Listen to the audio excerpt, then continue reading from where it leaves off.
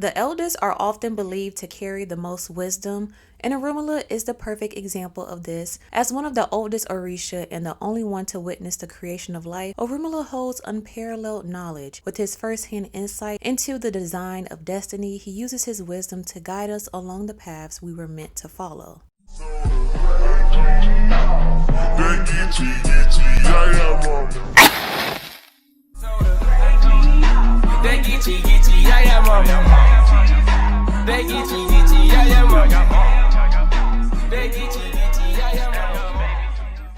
So Orunmila had the ultimate backstage pass when it came to creation. No other Orisha was able to witness the behind the scenes. When Olodumare was crafting and assigning destinies to each human, Orunmila was right there, witnessing each person's life path and purpose being written before they were even born. In the vast expanse of the cosmos before the dawn of time as we know it, the supreme god Olodumare decided to create the earth and mankind.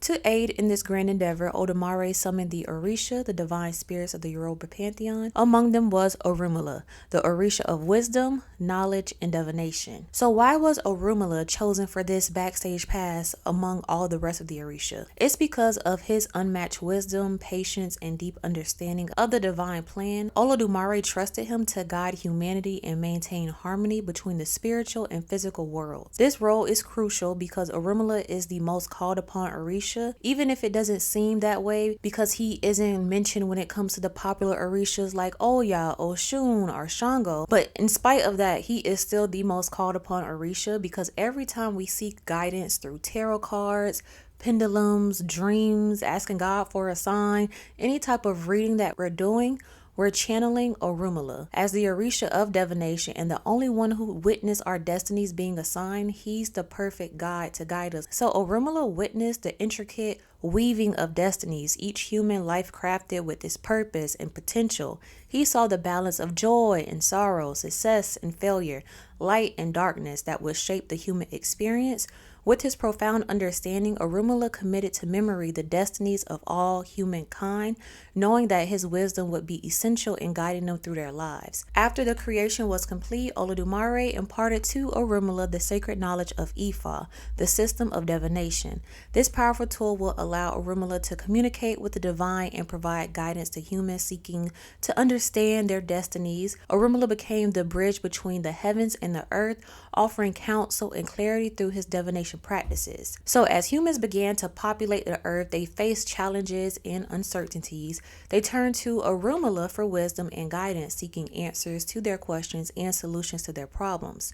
Through Ifa, Orunmila helped them navigate the complexities of life, offering insights to their paths and helping them align with their true destinies. So imagine you're getting a reading and your sole purpose of getting this tarot card reading is because you're not sure if you should go back to school.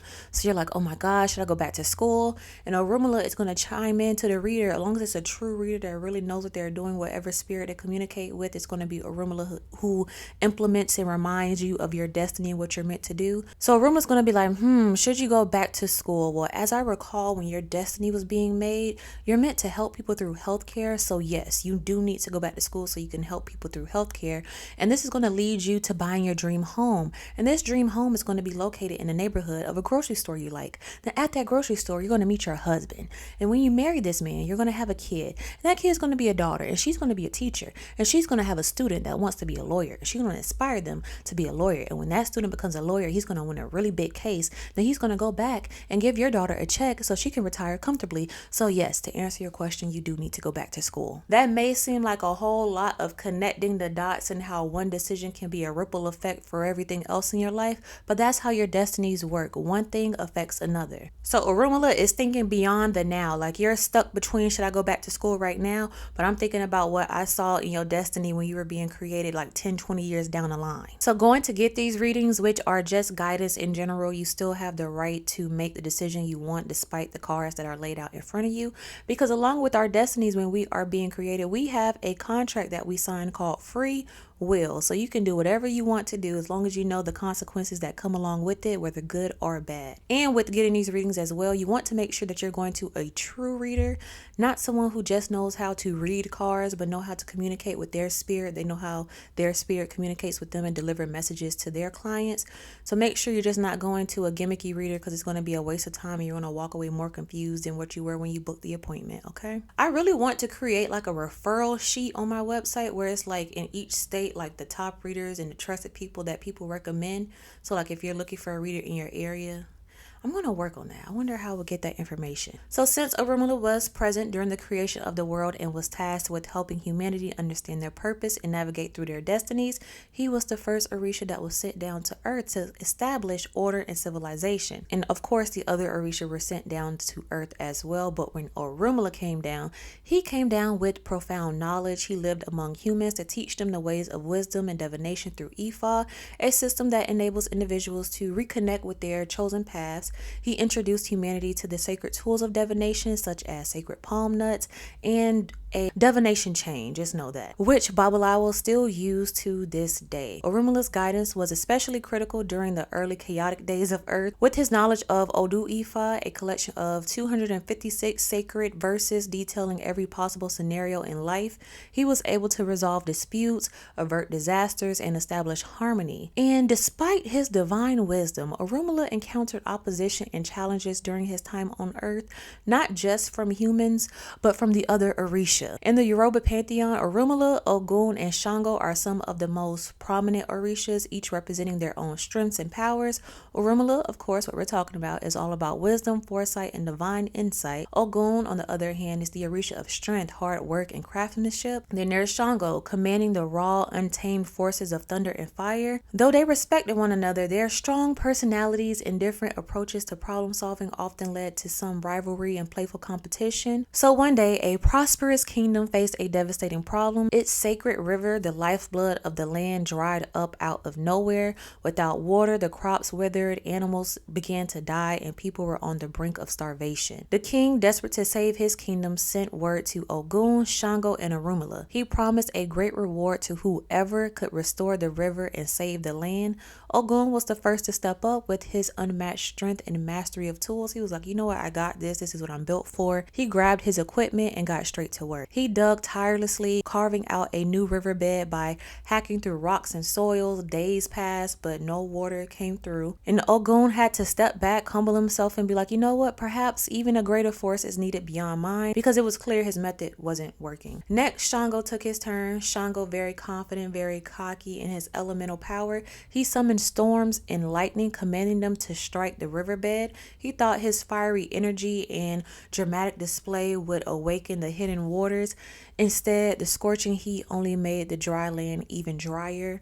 Due to the lightning, it's like, okay, great, now it's on fire. Thank you, Shango. The riverbed remained lifeless, and Shango, frustrated, had to admit that his approach failed and he had to step back as well. So now it's just Orunmila left, who was called upon.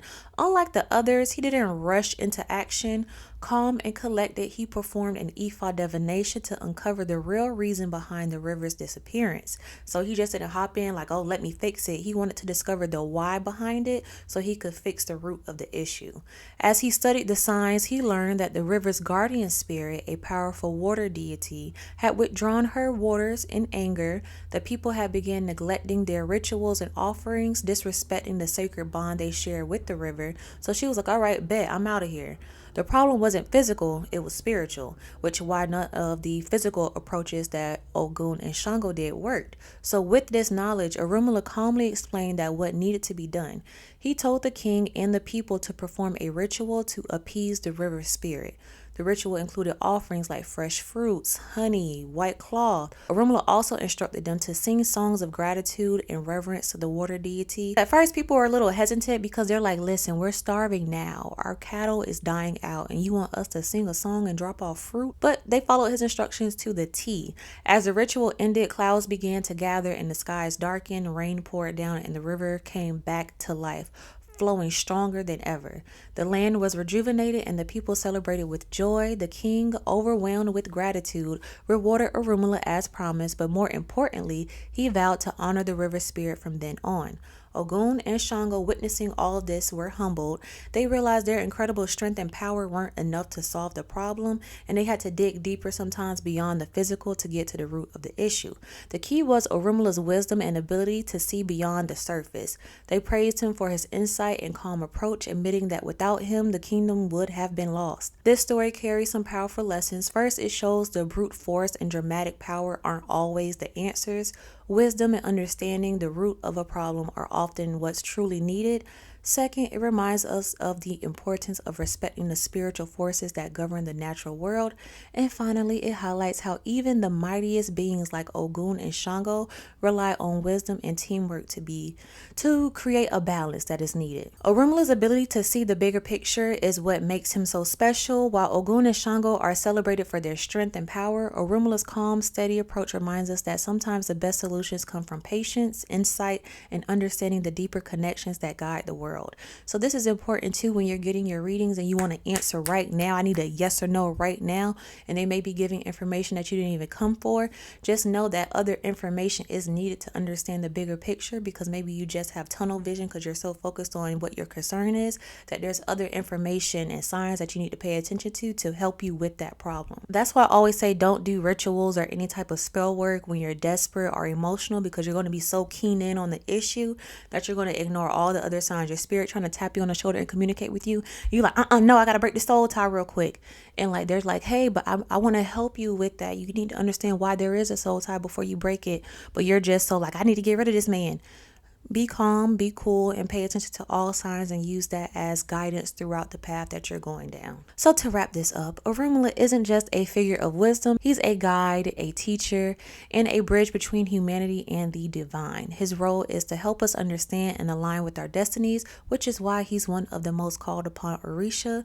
Anytime we seek guidance through divination, like tarot readings, pendulums, or even asking for a sign, we're channeling Orunmila's energy. His insight and foresight make him the perfect Orisha to call upon when we are feeling lost or need clarity. His colors are green and yellow, symbolizing growth, renewal, and enlightenment. When it comes to offerings, people typically give him items that reflect his connection to wisdom and divination. These can include palm oil, honey, or even specific food like yams. Rituals to honor him often involve candles in his colors, along with prayers and chants that acknowledge his role in helping us fulfill our destinies. If you want to honor Orunmila in your own spiritual practice in your own special way, start by reflecting on your purpose and seeking his guidance in moments of uncertainty. You can light a green or yellow candle, meditate, and ask for clarity or signs to help you make decisions that align with your higher self.